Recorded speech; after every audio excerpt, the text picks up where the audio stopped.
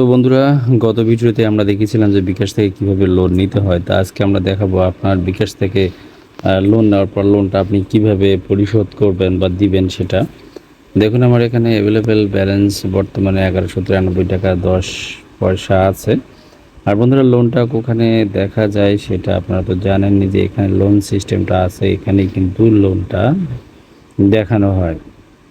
যাই হোক, এখানে আমরা ক্লিক করলাম। ক্লিক করার পরে দেখুন, আমি চাইলে কিন্তু এখন আবার লোন নিতে পারবো। আমি অলরেডি 2টো লোন নিয়েছি এবং চাইলে আমি 3য় ধাপেও লোন নিতে পারবো।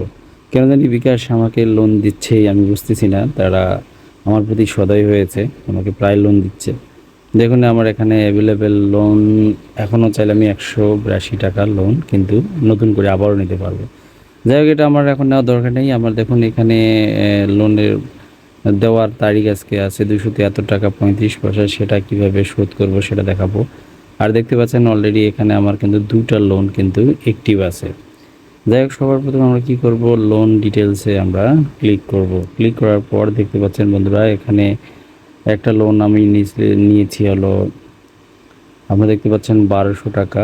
একটা 1200 টাকা নিয়েছি আমি, সেটা সেপ্টেম্বর 15 তারিখে এটা আমার মানে পেমেন্ট দেওয়ার আছে।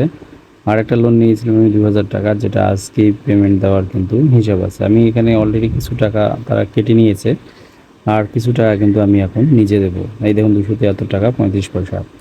এটা কি বন্ধুরা, এটা কি আপনি যদি আপনার ফোনে যদি পর্যাপ্ত পরিমাণ ব্যালেন্স থাকে, তাহলে সেই নির্দিষ্ট দিনে বিকাশ কিন্তু অটোমেটিক আপনার লোনটা কিন্তু নিজে থেকেই কেটে নেবে। কিন্তু কোনো কারণে আপনি দেখলেন যে আপনার যত লোনের পরিমাণ তার থেকে যদি কম হয়, কম ব্যালেন্স আপনার মানে অ্যাকাউন্টে থাকে, তাহলে সেই টাকাটা কেটে নেওয়ার পর বাকি টাকাটা কিন্তু ঠিক এখানে এভাবে শো করবে। তখন সেটা আমরা কীভাবে দেবো সেটা এখন দেখি।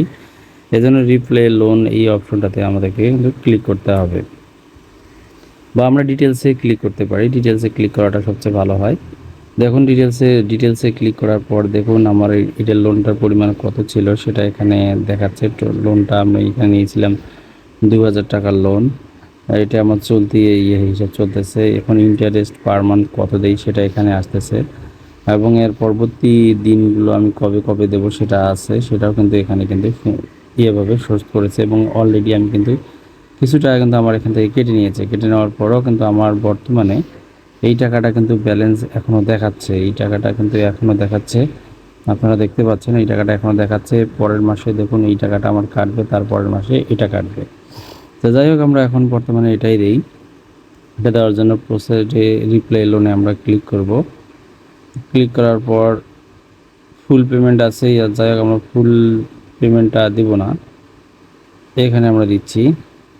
দেওয়ার পর আমাদের ওখানে ছিল, এটা মিনিমাম 10 টাকা থেকে দেওয়া যাবে। তো আমাদের এখানে কয় টাকা ছিল সেটা আমরা দেখব আগে।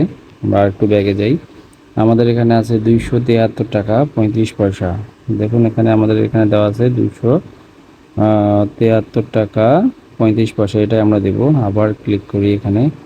এক্সট্রা কিন্তু ক্লিক করার পর বন্ধুরা, এখানে দেখুন বেশ কিছু অপশন আছে। এটা দিলে কিন্তু আপনার ফুল পেমেন্টটা হয়ে যাবে। যদি আপনার টোটাল কোনো বাকি থাকে, যদি আপনার ওখানে লেখা থাকে ব্যালেন্স থাকলে একবারও দিতে পারবেন। আর যদি আপনি নির্দিষ্ট ওই টাকাটা দিতে চান তাহলে কিন্তু এখানে ক্লিক করবেন। তো যাই হোক, আমরা কত দেবো, আমরা 273 টাকা 35 পয়সা এই জিনিসটা কিন্তু আমরা দেব। এই জন্য আমরা এটাতে ক্লিক করব।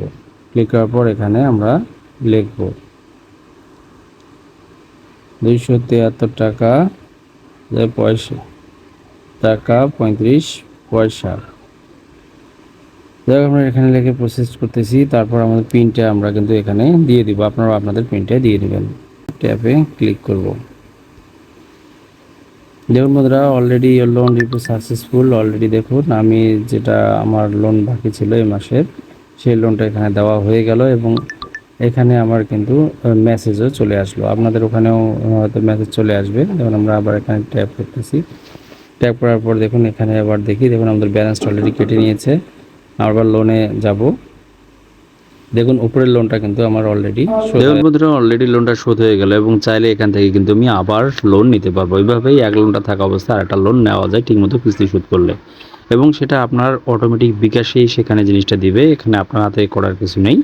তবে আপনি যদি নিয়মিত কিস্তিগুলো পরিশোধ করেন এবং আপনার অ্যাকাউন্টসের পারফরমেন্স যদি ভালো হয়, তাহলে বিকাশ একটা লোন থাকা অবস্থায় আপনাকে আরেকটি লোন দিতে পারে।